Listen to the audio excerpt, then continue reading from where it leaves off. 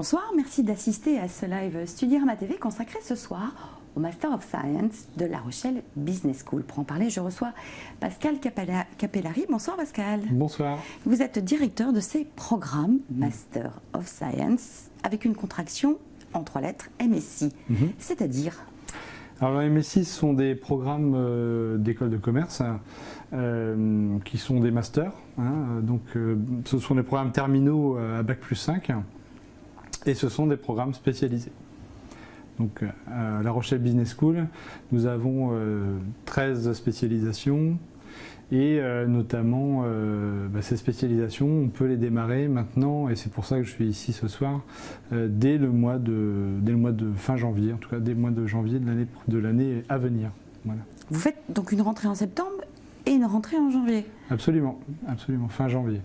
C'est le même programme, ça sont les mêmes étudiants, les mêmes profils ou c'est un cursus un peu particulier? Alors ce sont les mêmes étudiants, ce sont des profils un peu différents, mais c'est exactement le même programme effectivement qu'une rentrée en septembre, simplement il est condensé, il n'y a pas de vacances, donc il faut, des élèves et des étudiants motivés, mais ça délivre 60 crédits ECTS. Donc c'est une manière en fait pour ceux qui ont commencé une année scolaire dans un établissement, qui finalement ont changé d'avis, de spécialisation, ils peuvent effectivement réintégrer un programme MSc, Master of Science, un programme Master 1 dès le mois de janvier. Donc c'est un fait, vous dites que ce sont les mêmes élèves, les étudiants, les mêmes profils. Qui sont-ils d'ailleurs? Comment entre-t-on et avec quel niveau d'études entre-t-on? Qui sont ceux qui vous rejoignent en janvier? Alors c'est une bonne question. Donc ce sont des Bac+3, puisqu'ils vont valider l'équivalent de 60 crédits ECTS, donc un Master 1, un MSI 1 chez nous. Et ce sont... Quel qu'il soit, un Bac+3 de toute filière. Alors aujourd'hui, on a un tiers d'étudiants qui viennent de bachelor d'école de commerce, un tiers d'étudiants qui viennent de l'université de filière plutôt gestion, mais à l'intérieur de cela, on en a une moitié qui viennent de cursus complètement différents. On a des cursus de biologie, etc., qui viennent avoir une double compétence, donc ça c'est très apprécié des entreprises d'ailleurs, et un autre tiers d'étudiants internationaux. Donc c'est assez riche d'ailleurs cette rentrée de janvier parce que c'est très varié finalement. Étudiants d'école de commerce, vous disiez, donc après un bachelor par exemple? Absolument, après un bachelor. Oui, tout à fait. Ils viennent chercher une spécialisation, parce que c'est le thème, ce sont des masters spécialisés quelque part. Exactement. Pas MS, au regard de la... D'ailleurs, c'était une question de Johanna qui vous demandait quelle est la différence entre les MSI et les MS. Pour Johanna, les MS, ce sont des programmes plutôt avec une entrée à Bac+5. Donc ce sont des programmes qui délivrent plutôt un deuxième master, entre guillemets, un Bac+6. Les Master of Science, effectivement, en tout cas les nôtres, vous rentrez en janvier et vous avez accès aux mêmes spécialisations que les étudiants qui arrivent en septembre. Donc vous aurez chez nous 13 spécialisations entre la finance, le tourisme, le luxe, l'audit, la comptabilité, le commerce international, ingénieur d'affaires également. Donc toutes ces spécialisations sont tout à fait possibles en intégrant le programme dès janvier. Ça va ce champ de spécialisation, donc choisir d'entrer en janvier, est-ce que ça leur laisse quand même la possibilité de choisir une spécialisation? Elle commence dès le mois de janvier ou vous leur ménagez un peu de temps pour éventuellement construire un projet professionnel? Alors oui, on leur laisse un peu de temps. D'ailleurs, pour revenir sur la question précédente, un étudiant en bachelor qui fait un stage qui dure un peu longtemps, ça arrive, qui dure jusqu'au mois d'octobre par exemple, c'est aussi des profils d'étudiants qu'on recrute en janvier. Mon stage dure trop longtemps, je ne peux pas intégrer en septembre, donc ça c'est aussi une raison d'intégrer en janvier. Et puis pour répondre à votre question, oui effectivement notre MSI 1 de la rentrée de janvier permet effectivement d'intégrer des cours qui sont au départ stratégiques, des cours stratégiques où on remet tout le monde à niveau, en finance, en management, en marketing. Oui, ils commencent à faire de la pré-spécialisation en février-mars. Donc ils ont effectivement fin février, début mars, ils ont tout le mois de février pour affiner leur projet professionnel. Et puis ça arrive que certains étudiants au mois de juin, quand ils commencent leur stage, se disent finalement je change de spécialisation. Et ça c'est possible pour l'année 2, le MSI 2, donc l'année où là on va faire que de la spécialisation. Il est possible de changer de spécialisation pendant ce semestre de janvier à juin 2019. Ils rejoignent par conséquent les MSI 1 entrés en janvier, rejoignent les MSI 2 entrés en septembre. Alors pas tout à fait, c'est vraiment 2 cohortes différentes. D'accord. Donc c'est un groupe, c'est ça qui est intéressant aussi, on les mélange quasiment pas, ils sont juste mélangés sur justement des cours qui commencent la spécialisation. On commence la spécialisation, par exemple en Hospitality Management ou en événementiel. Ils commencent à avoir des cours sur ces spécialisations dès le milieu de l'année, donc février, mars et avril. Et donc à ce moment-là, ils rejoignent la cohorte effectivement de ceux qui sont rentrés en septembre, donc c'est assez sympa. Mais pour l'ensemble des autres cours, c'est-à-dire les 2 tiers des cours, ils sont vraiment dans un petit groupe, voilà, on est un groupe à part et qui suivent leurs propres cours. Donc c'est intéressant, ça aussi, pédagogiquement parlant. Ce sont les mêmes enseignants ? Alors ce sont les mêmes enseignants, certains sont un peu différents, mais majoritairement notre corps professoral est composé de à peu près 44% de profs internationaux, donc effectivement ils ont la même qualité de professeurs que les autres bien évidemment. C'est quasiment le même programme, donc 60 crédits. Pourquoi voilà. Quasiment ? C'est aménagé en fonction des disponibilités des professeurs, mais c'est effectivement la maquette, c'est une maquette vraiment pédagogique de première année de master qui délivre 60 crédits. Donc il y a autant d'heures de cours qu'en septembre. Mais plus condensé. Mais plus condensé évidemment. C'est pour ça que ça demande aussi de la motivation. Donc c'est pas parce qu'on rentre en janvier que ça discrédite une formation ou un diplôme, c'est la même valeur. Pas du tout, c'est exactement la même valeur et ils délivrent à la sortie d'ailleurs, ils se retrouvent dans les spécialisations bien sûr et en 2e année ils auront à l'issue de cette année et demie d'études, ils auront les mêmes diplômes que les autres. Voilà. C'est une question que posait Yvan d'ailleurs. Il s'inquiétait de savoir, bon, finalement, est-ce que c'est pas reconnu parce qu'en 16 mois, ce que font les autres en 24 mois, est-ce que voilà, ça ne dévalorise pas ce diplôme? Non, c'est exactement pareil. C'est un peu plus dense. Oui, c'est très dense parce que quand vous regardez un programme de master qui commence en septembre, enfin d'ailleurs ça commence jamais en septembre, ça commence fin septembre. Ensuite, vous enlevez toutes les vacances d'hiver, les vacances d'automne, les vacances de février. Vous gagnez beaucoup de temps finalement. Et en condensant les semaines, on arrive effectivement à faire un cursus de M1 de 60 crédits. Donc vous savez que les crédits ECTS, c'est un équivalent de temps de travail. Donc 60 crédits, c'est à peu près 450 heures de face-à-face pédagogique et 1000 heures de travail en tout, avec l'individuel, le collectif, etc. Et on fait ça sur cette période de temps. Donc oui, on peut rassurer Yvan, à la sortie, c'est les mêmes diplômes, parce qu'ils rejoignent les étudiants en 2e année, ils se rejoignent tous dans leurs diverses spécialisations. On a des partenariats avec des masters universitaires, avec des universités françaises, il y a Poitiers, l'Université du Littoral Côte d'Opale, l'Estua à Angers. Et donc, voilà, tout le monde se rejoint en 2e année et ils prétendent évidemment au même diplôme. Alors, il y a 2 mots-clés que vous avez prononcés, à savoir double compétence, on y reviendra, puisqu'on sera dans certaines spécialisations, double diplôme. Je vous entends parler d'établissement universitaire, d'université. Ça veut dire qu'ils sortent diplômés à la fois de La Rochelle Business School et de l'université? Oui, absolument. Sur l'ensemble de nos spécialisations, on a tissé des liens, alors forts, ce n'est pas des liens opportunistes. On a un partenariat de plus d'une dizaine d'années avec l'ensemble de nos partenaires universitaires. On a une maquette commune, on a des professeurs de ces universités qui viennent enseigner chez nous, donc on rassure les étudiants, vous restez à La Rochelle bien sûr. Ah oui, c'est une question. Voilà, vous n'avez pas besoin d'aller faire des cours ailleurs, mais par nos partenariats, on a mis en place effectivement ces doubles diplômes. Donc c'est très intéressant pour l'étudiant parce qu'il a 2 diplômes en un, parfois 3, puisque sur certaines de nos spécialisations, on délivre un titre de niveau 1. Parce que certaines de nos spécialisations sont accréditées par la CNCP, la Commission nationale des certifications professionnelles. C'est un titre de niveau 1, Bac+5. Voilà. Donc inscrit au répertoire, au fameux RNCP. C'est ça. Et donc il délivre un titre et non pas, rappelons, un titre professionnel. Un titre professionnel, voilà, c'est le ministère de l'Emploi et pas le ministère de l'Enseignement supérieur. Absolument. Voilà, pour rappeler en 2 mots. Donc en fait, et quels sont les M1 que vous proposez en partenariat avec ces universités? Alors l'ensemble des spécialisations, quasiment l'ensemble, parce qu'on 11 sur 13 sont en double diplôme avec des universités. Donc c'est quand même un positionnement très clair. Voilà. Et donc on en ressort avec un diplôme universitaire? Exactement, un Master 2 universitaire, oui, tout à fait. Alors on a l'Estua, à Angers qui est une école spécialisée dans le tourisme. Oui, donc l'hospitality dont vous parliez tout à l'heure. Voilà, pour les programmes un peu plus business comme les programmes achat, le programme luxe, le programme international business management, le programme développement durable également et entrepreneuriat digital. On vient de lancer un nouveau programme entrepreneuriat digital. Ça, c'est avec l'IAE de Poitiers. Et puis en audit conseil et contrôle, on est à travailler avec l'ULCO, l'Université du Littoral Côte-d'Opale. Voilà. D'accord, qui est dans le Nord. C'est ça. À ma connaissance. Donc c'est des enseignants qui se déplacent. Oui, vous disiez qu'on ne bouge pas de La Rochelle. Non, ils ne bougent pas de La Rochelle. Ils peuvent s'installer, prendre leur marque à La Rochelle, avec tout ce que ça implique, de logement, etc.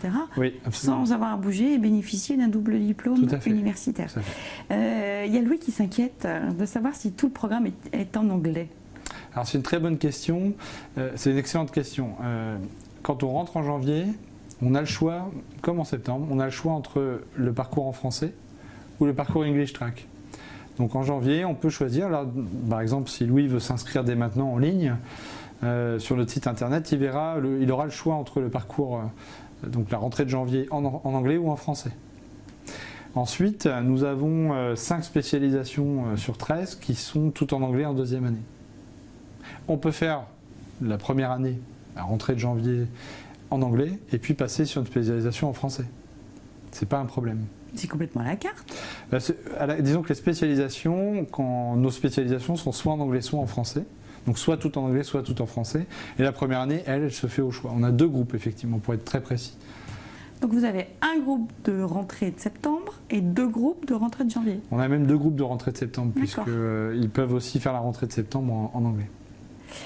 Je suppose que les prérogatives ne sont pas les mêmes, puisque un bac+3 qui rentre dans un English Track doit présenter certains atouts linguistiques.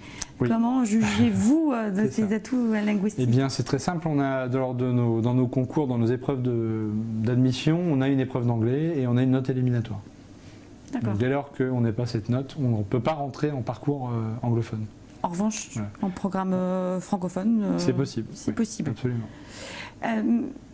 Qui dit parcours rétréci, laps de temps rétréci, mais plus concentré, autant pour moi, suppose-t-il qu'on puisse présenter sa formation en alternance? C'est vrai que vous offrez à La Rochelle Business School cette alternative. Oui.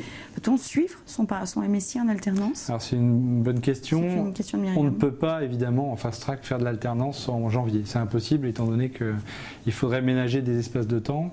Or, je le reprécise, c'est bien 450 heures de face-à-face pédagogique, comme la rentrée de septembre.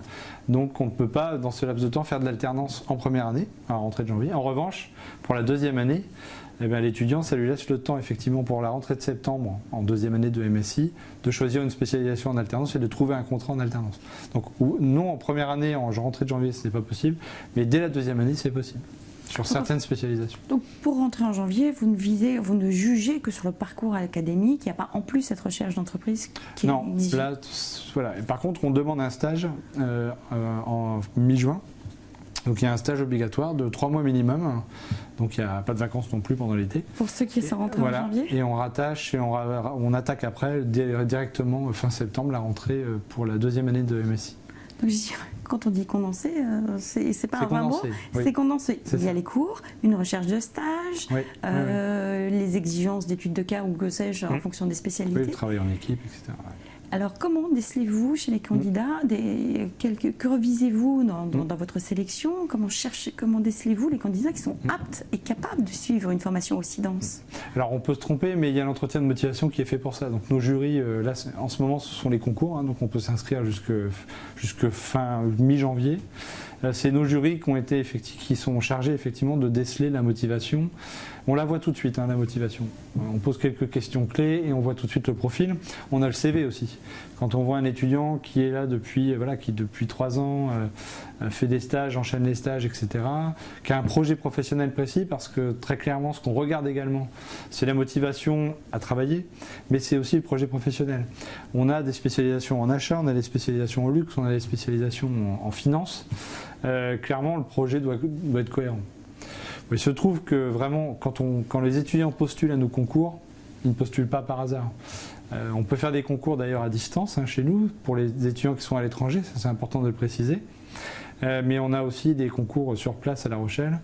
Et vraiment cet entretien de motivation, on a l'habitude de déceler les profils motivés. Étienne, Antoine pose à peu près la même question. Ils reviennent, ils vous demandent comment se passe la formation pour ceux qui sont rentrés en janvier. Comment, avec le recul, comment vivent vos étudiants, comment sont-ils installés? Parce qu'ils sont parfois engagés dans un parcours de formation qu'ils abandonnent, ils veulent rebondir.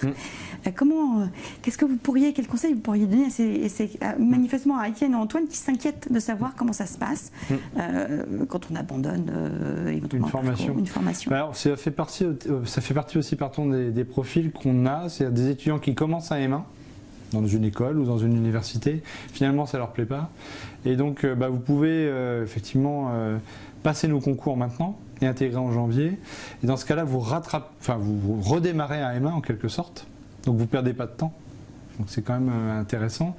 Imaginez, vous choisissez une formation, vous êtes rentré en septembre, ça ne vous plaît pas, vous arrêtez, vous postulez à nos concours et vous rentrez en janvier pour valider les 60 crédits. Donc ça c'est tout à fait possible d'arrêter son cursus maintenant et d'intégrer chez nous dès le mois de janvier. Mais ou éventuellement poursuivre jusqu'en décembre? Alors ils peuvent poursuivre effectivement pour accumuler de l'expérience ou en tout cas des connaissances, et puis ils intègrent ensuite fin janvier. En quoi consiste le concours dont vous parliez? Donc il y a 3 épreuves, un entretien de motivation, un oral d'anglais et un test écrit. Un test de culture générale sur un cas économique, et on leur demande des préconisations. C'est à rédiger, ce n'est pas un QCM. Tout à fait, c'est à rédiger. D'accord. Ouais. L'entretien, l'anglais pour tout le monde? Pour tout le monde. English track ou pas? Oui. D'accord. Oui, pour nous c'est important. Sachant qu'à la fin de nos programmes, que ce soit en français ou en anglais, on demande un certain niveau de TOEIC. Ah, donc il faut avoir pendant le cursus. Ah d'accord, pendant le cursus. D'accord, on n'a pas à présenter... pas de TOEIC avant le cursus, voilà. Donc en plus, vous présentez... On a des cours de TOEIC, effectivement, préparation au TOEIC, et on a une exigence, effectivement, en lien aussi avec nos objectifs de pédagogie, et avec nos partenaires universitaires, on a des niveaux de TOEIC attendus à la sortie. Donc une formation dense, on répète, l'enseignement, un stage, on rattrape à la main, les langues, et le passage du TOEIC en l'occurrence. Oui. Ils doivent le présenter. Et s'ils le présentent avant? On ne sait jamais. Et il faut un TOEIC de moins de 2 ans à la date du jury. Ah oui. Voilà. Donc en gros. Autant le passer, oui, ils peuvent le passer. Ils peuvent le passer chez nous et puis essayer de le retester chez nous, oui, absolument. Rappelons que le TOEIC peut servir dans la vie professionnelle. Ah ben c'est pas qu'il peut servir, c'est qu'il sert. Enfin, moi je suis au contact avec de nombreux recruteurs. Le niveau d'anglais est regardé, et le TOEIC est devenu de plus en plus un test connu des recruteurs. Donc ils savent très bien identifier grâce au test TOEIC. Donc c'est un outil de vente pour nos diplômés. Voilà. Pour nos profils, ils arrivent avec un TOEIC à 785-800, ce qui est la norme après un Master 2. Ben oui, le recruteur sait ce que c'est. Voilà. On peut dire aussi C2 par exemple, mais le TOEIC est un test de plus en plus réputé et reconnu pour les recruteurs. Voilà. Donc c'est un indice de sélection. C'est non seulement un sésame pour obtenir votre diplôme, mais aussi une excellente porte d'entrée, au moins un sésame aussi sur un CV. Ah oui, absolument. Voilà, qui juge du niveau linguistique. Oui, absolument. Donc, et qui donne effectivement un indicateur aux recruteurs. Ah bah oui, ils ont l'habitude maintenant. Alors justement, les recruteurs, il y a un de nos auditeurs qui vous demande quel regard portent les recruteurs sur un MSI. C'est une formation plutôt anglo-saxonne. Oui. Et est-ce que nos recruteurs sur le territoire français connaissent ce diplôme? Ouais, c'est une bonne question. En fait, le MSI, c'est des Masters of Science, donc ce sont des masters spécialisés d'écoles de commerce. Donc c'est l'équivalent des masters universitaires. C'est effectivement anglo-saxon comme dénomination, ça nous permet d'avoir une visibilité internationale. Juste une petite parenthèse, on a 26 nationalités dans notre programme, donc c'est intéressant pour avoir un brassage. C'est assez intéressant pour nos étudiants, notamment français, qui viennent chez nous. Donc pour les recruteurs, effectivement, c'est très reconnu, le Bac+5 aujourd'hui. 86% de nos diplômés trouvent un emploi dans les 6 mois. Pour nous, enfin pour mon équipe et moi, c'est vraiment l'indicateur prioritaire. Est-ce qu'ils trouvent un job à la sortie? Donc nos spécialisations, que ce soit effectivement dans les achats, en tant qu'ingénieur d'affaires, dans le développement durable, où on est leader depuis 1999, on veille à ce que nos formations soient toujours un moyen de trouver un emploi et répondre aux projets professionnels de l'étudiant, mais aussi surtout à un besoin chez l'employeur. Donc l'employeur sait très bien ce que c'est un master of Science. Il suffit que l'étudiant explique que c'est un diplôme d'école de commerce. En plus, on accole ça quand même à un master universitaire, donc là, pour le recruteur, voilà, c'est très clair. Les 2 lignes peuvent apparaître sur le CV. Oui, absolument. J'ai jamais un recruteur qui m'a appelé, mais c'est quoi comme formation? Non. Ils sont très aguerris, les cabinets de recrutement, les chasseurs de tête, etc. sont très aguerris à toutes ces appellations. Ajoutez au fait que vous êtes dans la force d'un groupe d'écoles de management, puisqu'il y a d'autres programmes. Donc il y a la force d'un groupe, la force d'anciens, la force d'un réseau de partenaires entreprises qui vous connaissent. Mais votre groupe, justement, connaît une forte actualité. Quelle est-elle? Eh bien, le groupe Subdeco La Rochelle devient Excelia Group. Donc Excelia Group, c'est une marque ombrelle, et au sein de cette marque ombrelle, on a différentes écoles. On a La Rochelle Business School, dont fait partie les Masters of Science. On a La Rochelle Digital School. On a La Rochelle School of Tourism, La Rochelle Tourism and Hospitality School. On a La Rochelle Academy pour des programmes de préparation, préparatoires. Voilà, donc, et potentiellement d'autres écoles. Ce qui est intéressant dans cette stratégie, c'est qu'il y a une hybridation des compétences. J'ai un programme à MSc Master of Science de marketing digital et d'entrepreneuriat digital. On travaille bien sûr avec La Rochelle Digital School pour avoir les meilleurs développeurs, les personnes qui maîtrisent Google. Donc il y a une hybridation qui est extrêmement intéressante pour nous en gestion. La Rochelle Business School étant majoritairement des programmes de gestion. Voilà, je pense que cette force c'est une force d'appartenir à ce type de groupe. Et effectivement, Excelia, c'est la nouvelle marque du groupe Subdeco La Rochelle et qui porte nos valeurs là, pour les 10 années à venir. Parler d'expertise, l'expertise, que tous les programmes irriguaient les autres programmes. Vous releviez tout à l'heure que vous aviez une forte expertise dans le domaine du développement durable, mais de la RSE également. Et c'est vrai que le groupe, anciennement Subdeco La Rochelle, a toujours porté ces valeurs. Donc vous en avez fait, vous proposez un MSI dans ce domaine avec des experts, je suppose? Oui, tout à fait. On a un corps professoral assez important, spécialisé en développement durable, avec l'Institut de la responsabilité sociétale par l'innovation, qui regroupe tous ces professeurs. Donc on a lancé le premier programme Management de l'environnement, ça s'appelait comme ça en 1999. Maintenant, c'est plus dense et plus large. Le programme s'appelle Stratégie du développement durable, RSE et environnement. Et aujourd'hui, on répond aux besoins des entreprises. Quand on a lancé ce programme, on imaginait que ça allait répondre aux besoins des entreprises et c'est le cas aujourd'hui. Donc à la sortie, on forme des chargés de projet RSE, des QHSE bien sûr, des responsables qualité, sécurité, environnement, hygiène. Mais on forme de plus en plus des managers qui vont gérer des projets RSE, soit dans les grosses entreprises, soit dans les PME, et puis aussi on a de plus en plus d'entrepreneurs. Voilà. Donc c'est intéressant. On a d'ailleurs créé un nouveau programme qui s'appelle Entrepreneuriat Digital, en double diplôme avec le master universitaire de l'IAE de Poitiers. Et ce programme Entrepreneuriat Digital, il inclut aussi évidemment une démarche éthique et RSE. Et voilà, on veut aussi que nos étudiants puissent créer des entreprises. Voilà, et c'est ce qu'on essaie de faire. Que trouve-t-on derrière le vocable entrepreneuriat digital?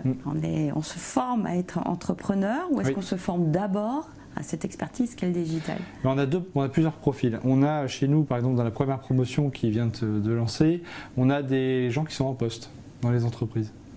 et qui viennent faire une période de professionnalisation. Ils sont en poste et ils vont devenir à terme intrapreneurs dans l'entreprise. Donc c'est pas seulement l'entrepreneuriat digital, c'est aussi l'intrapreneuriat. C'est-à-dire que dans les entreprises aujourd'hui, le digital est complètement transversal. Donc pour une entreprise agile, elle est obligée d'avoir des chefs de projet, on n'est plus en silo. Et donc on a des personnes de 45-50 ans qui viennent se former à ce nouveau poste de chef de projet digital. Et donc l'intrapreneuriat. Et puis le deuxième type de profil, c'est l'entrepreneur. Le jeune diplômé qui veut créer son entreprise, plutôt en lien avec le numérique, mais aujourd'hui, quand on crée une entreprise, de toute façon, elle est forcément liée au digital. Et puis un autre profil, c'est effectivement l'étudiant qui veut pour l'instant avoir des compétences digitales, travailler dans une entreprise existante, mais à terme créer son entreprise plus tard. Voilà. Donc c'est ces trois types de profils qui cohabitent dans ce programme. Un spectre large d'ailleurs de génération, déjà pour commencer. Quand ils viennent préparer un MSI, alors qu'ils sont en entreprise, c'est-à-dire qu'ils abandonnent, ça se passe comment? C'est de la formation, ça relève de la formation continue, mais c'est ils maintiennent leur poste, leur salaire, c'est ça. Alors oui, il y a plusieurs types de... Il y a d'abord, quand les personnes sont en entreprise, donc on est dans le registre de la formation continue. La formation est payée par l'entreprise. Elle est remboursée par une partie par les OPCA. Ils sont ce qu'on appelle en période de professionnalisation. Et on a aussi dans nos programmes, on a 5 programmes sur 13 qui sont en alternance. Là, on prend des contrats de professionnalisation. Donc là, ce sont des jeunes étudiants qui sont en contrat pro, donc ils ne payent pas leur formation. Ils sont en alternance à peu près, alors si on est sur du 24 mois, 2 semaines, ou alors là sur du 12 mois en dernière année, ils sont 1 semaine en cours et 3 semaines à l'entreprise. Voilà. Et bien sûr, ils habitent sur le lieu de leur entreprise. Voilà. Et ça permet, c'est un vrai... l'alternance aujourd'hui est un point fort chez nous parce que j'ai à peu près la moitié de nos étudiants qui sont en alternance aujourd'hui. Donc ça commence à être important. Où trouvent-ils leur entreprise, essentiellement sur Paris? Alors pas du tout, vraiment un tiers sur Paris, un tiers... a priori sur La Rochelle. Ouais. Non, un tiers sur Paris et 2 tiers en province. J'ai même un étudiant là qui est recruté par Veolia, qui fait une alternance et il va travailler à Singapour. Donc il va faire beaucoup d'allers-retours. Qui rentre en janvier et qui est rentré en MSI 2 là. Mais ça peut tout à fait être possible pour les étudiants qui rentrent en rentrée de janvier. Mais bon, c'est extrêmement rare. Mais les alternances sont vraiment présents sur tout le territoire, que ce soit en achat, en développement durable, en banque assurance. C'est un gros recruteur aujourd'hui, le secteur de la banque et de l'assurance. En marketing digital, on a beaucoup de demandes des entreprises à ce niveau-là. Vous avez évoqué quelque part vos spécialisations, j'entends marketing digital, banque. Quelles sont celles qui attirent le plus? Alors vous allez me dire le luxe, je suppose. Et il y en a certaines où il y a beaucoup de demandes, je pense que la RSE en fait partie. Quelles sont celles qui ont leur mode, leur tendance?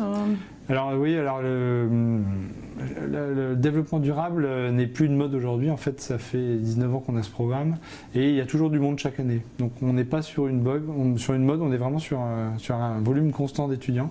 C'est vrai que cette année, il y a beaucoup de monde. Il y a beaucoup d'étudiants qui demandent. Après, en numéro 2, on a Banque Assurance qui marche très bien. Banque Assurance, gestion de patrimoine immobilier. Là, on forme des conseillers professionnels qui vont évoluer comme conseillers en banque privée. Et c'est un segment que développent beaucoup les entreprises. Et puis les étudiants, les entreprises dans le secteur de la banque demandent des étudiants qui maîtrisent aussi le digital. Donc l'hybridation est intéressante là-dessus. Et puis les achats fonctionnent très bien parce qu'on a besoin d'acheteurs en France et à l'international. Et puis en gros, le luxe, ça intéresse beaucoup aussi nos internationaux. Voilà, donc on a beaucoup d'étudiants de tous les pays qui viennent dans ce programme. Que ce soit la Chine, les États-Unis, l'Allemagne, l'Italie, on a des échanges d'étudiants aussi dans ce programme-là. Donc voilà, c'est un peu le top 5 des spécialisations. Le marketing digital, évidemment, c'est une formation qu'on a ouverte il y a 2 ans et qui est effectivement qui a déjà formé pas mal d'étudiants parce qu'il y a une forte demande des entreprises. Mais comme quoi, ça varie tous les ans, parce que la RSE était reléguée, elle remonte. Elle n'est jamais vraiment reléguée, elle est stable avec des pics, effectivement. Là, ce qu'on s'aperçoit vraiment, c'est qu'on est plus sur des profils de passionnés, de militants, comme on avait il y a 5-6 ans. J'ai des étudiants régulièrement chaque année qui ensuite travaillent dans des associations, des ONG. Là, on est vraiment sur des profils qui sont recrutés en entreprise. Alors, un autre profil qui marche bien là en ce moment, c'est aussi ceux qu'on forme en spécialisation événementielle. Parce que la com événementielle reprend un petit peu aujourd'hui dans les grands groupes, majoritairement. Voilà. La com revient au galop. Oui. Donc il faut les former. Qu'entend-on derrière comme événementiel? L'événementiel, chef de projet événementiel à la Poste, ça comprend tous les événements commerciaux, toute la communication corporate par exemple. L'événementiel dans un club de foot par exemple, c'est tout ce qu'on peut imaginer lié au sponsoring. L'événementiel aussi sportif, on a des étudiants qui travaillent là-dedans, chez Amaury Sport Organisation par exemple. Et puis sur l'événement Rochelet par excellence, sans doute. Alors les Franco, oui, on a des diplômés qui travaillent au Franco, ouais. Les Francopholies de La Rochelle. Et l'événement nautique, nous aussi, non? Oui, le Grand Pavois, nos étudiants en luxe là, sont allés faire une étude de cas sur le Grand Pavois, là, qui vient de se terminer, le deuxième plus grand salon français de nautisme, absolument. Donc on travaille tout ça, travaille sur le territoire aussi, fortement. Comme quoi, ceux qui ont des a priori sur à La Rochelle, il n'y a pas de vie. Justement, comment vit-on à La Rochelle? Quelle est la vie étudiante? Et manifestement, des pépites sectorielles et même régionales. Non, c'est important d'en parler. La vie à La Rochelle, c'est une ville de taille moyenne, 120 000 habitants avec la communauté d'agglomération. C'est une ville sécurisée globalement parce que c'est assez calme. C'est une ville plate, on peut faire du vélo, donc se déplacer facilement. Tout est à portée de main. Il y a quand même 10 000 étudiants, donc il y a un campus au minimum. Donc évidemment, au niveau des logements, il y a des logements appropriés. Donc nos étudiants trouvent des logements plutôt facilement. Donc il y a une vie nocturne classique, une vie d'étudiante. C'est pas une ville de bord de mer balnéaire, c'est-à-dire qui ne vit qu'en juillet-août. Ça vit toute l'année parce que on a un tourisme. Et c'est pour ça qu'on a aussi ouvert une spécialisation en hospitality management dans nos programmes MSI. On a un tourisme régulier à l'année. Donc ça nous permet d'en faire un territoire et un laboratoire. On travaille avec des partenaires aussi sur place, que ce soit des hôtels ou effectivement des structures événementielles. Donc c'est une ville agréable pour les études. Je crois d'ailleurs que c'est au premier rang des villes où il fait bon vivre pour étudier, dans les villes moyennes. Ajouter au fait que vous, donc encore une fois, vivez avec le potentiel régional et local. Oui. Donc vos formations sont parfaitement en cohérence avec ce qui vous entoure, mais aussi avec vos expertises, je répète, RSE ou autres, et éventuellement achat. Achat, il y a des spécialités qui nous portent vers l'international. Oui. Justement, La Rochelle est quand même pas centrée. Le luxe, par exemple, lorsque les internationaux viennent, on pense plutôt à Paris. Oui. Comment vivent-ils cette régionalisation, si je puis dire, pour ne pas dire côté province, parce que c'est pas ça, mais comment se sont-ils baignés à La Rochelle si c'est une bonne question. Concernant le programme Luxe, qui s'appelle aujourd'hui Global Luxury and Fashion Management, c'est le luxe. Sur ce programme, on a des learning expeditions, c'est-à-dire qu'on part un peu partout. On part en Italie, on part à Paris. Et on part aussi dans la région, puisque à La Rochelle, par exemple, on fabrique des yachts de luxe, des catamarans de luxe qui valent des millions. On a effectivement du tourisme de luxe. On a à proximité le Bordeaux qui exporte quand même beaucoup à l'international. On a le Cognac qui exporte 99% de sa production. Donc il y a des terrains formidables pour nos étudiants d'études. Donc, par exemple, là aujourd'hui, la semaine dernière, nos étudiants ont commencé à travailler sur une marque qui est une marque très clairement de luxe dans les bateaux, les catamarans. Donc, en fait, il y a une implantation locale, un enracinement local de cette formation en luxe, mais comme toutes nos formations. Par exemple, en achat, on a dans la région une grosse industrie liée à l'aviation liée à l'aviation, à l'aéronautique, portée par Toulouse notamment. mais ça remonte jusque chez nous. Et donc, voilà, on arrive à trouver des terrains d'études liés à nos spécificités locales. Donc, c'est des racines et des ailes, hein, finalement, nos programmes. On travaille avec le local et on forme nos étudiants à travailler à l'international. C'est tout le sens de votre nouvelle baseline, de cette nouvelle appellation, de ce groupe, des racines et des ailes. Oui, c'est ça, XL, voilà, les racines, les ailes pour aller à l'international et puis aller vers l'excellence, Excelia. Et en lien avec son territoire, et Dieu sait s'il y a des richesses dans votre territoire. Pascal Capellari, cela touche bientôt à sa fin. On rappelle en quelques mots cette rentrée de janvier qui s'annonce. Oui. Comment peuvent-ils faire pour postuler? Et est-ce que vous avez étalé votre recrutement et jusqu'à quand surtout? Alors, donc on peut postuler jusqu'à mi-janvier pour une rentrée qui va avoir lieu effectivement de mémoire le 2 février. Donc c'est maintenant qu'on s'inscrit. Avec le concours qui peut se faire à La Rochelle ou s'il y a une impossibilité qui peut se faire également à distance. Et puis après c'est parti pour de février à septembre, un peu non-stop. Voilà. Un peu non-stop. Voilà. Pas de vacances cet été, pas la peine de le prévoir. D'accord. En tout cas, on verra plus tard. On vous souhaite plein de réussite dans l'un de ces Master of Science de La Rochelle Business School. Merci à vous de nous avoir suivis. Pascal, merci d'avoir répondu en toute transparence aux questions de nos internautes. Et à très vite sur un live Studirama TV.